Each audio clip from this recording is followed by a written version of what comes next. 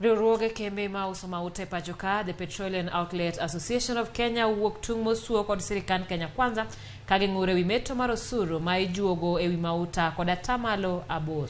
Kotelne kod jakom riwruogno Martin Chomba gikoni paro mar chik madhi medo juok mar osuru biro hinyo kembego magikone gi sani kale pek mar uchumi kod pek mar ohand mauta magigolo e pinje maoko. Riwruogno konigin kod ng'ur magidhi chwalo ne kamiti mar od bura marango weche modhi kod mano mar omenda. Bende gijiwo piny owacho mondo chik wang'e sekta mamoko mar manyo osuru kagiwacho ni sekta mar modhi sani oduono.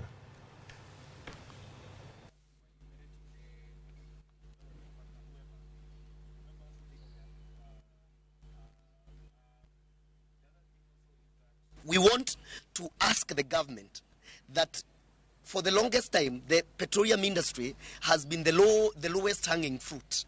And anytime the government wants to get some money, they go to the energy industry. And today I want to tell them categorically here that the petroleum industry is an over-milked cow. You cannot milk it any further.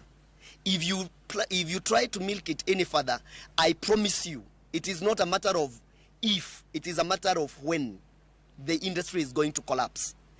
So this industry needs some sanity in terms of how far you can tax people.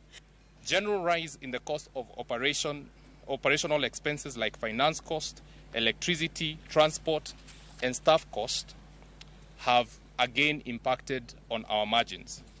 Our margins are simply not enough to support supply of petroleum products in the country. They need to be reviewed urgently to reflect the actual cost of supply.